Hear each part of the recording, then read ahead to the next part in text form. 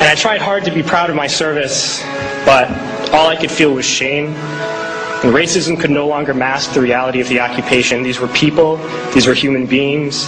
I've since been plagued by guilt anytime I see an elderly man, like the one who couldn't walk, who we rolled onto a stretcher and told the Iraqi police to take him away. I feel guilt anytime I see a mother with her children, like the one who cried hysterically and screamed that we are worse than Saddam as we forced her from her home. I feel guilt anytime I see a young girl, like the one I grabbed by the arm and dragged into the street. We were told we were fighting terrorists. The real terrorist was me, and the real terrorism is this occupation.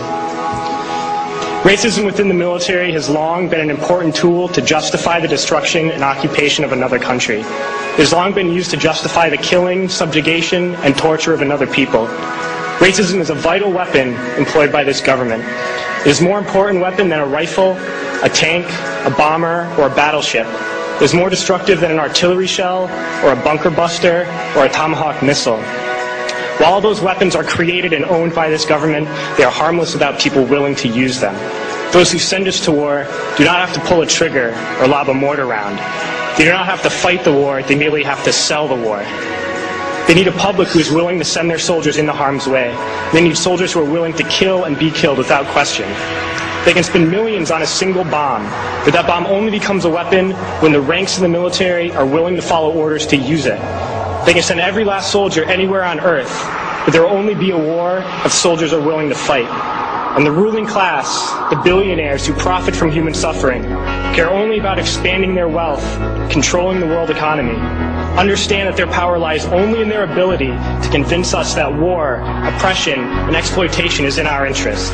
They understand that their wealth is dependent on their ability to convince the working class to die to control the market of another country. And convincing us to kill and die is based on their ability to make us think that we are somehow superior. Soldiers, sailors, Marines, airmen have nothing to gain from this occupation. The vast majority of people living in the U.S. have nothing to gain from this occupation. In fact, not only do we have nothing to gain, but we suffer more because of it. We lose limbs, endure trauma, and give our lives.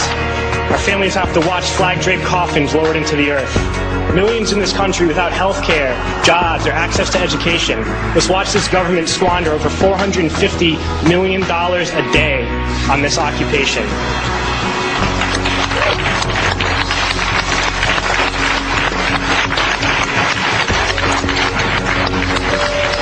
Poor and working people in this country are sent to kill poor and working people in another country to make the rich richer. And without racism, soldiers would realize that they have more in common with the Iraqi people than they do with the billionaires who send us to war.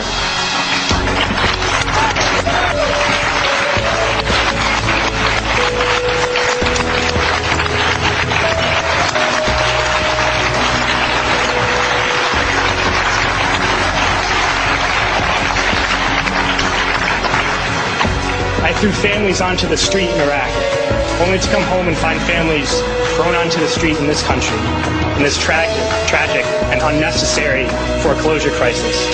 We need to wake up and realize that our real enemies are not in some distant land. They're not people whose names we don't know and cultures we don't understand.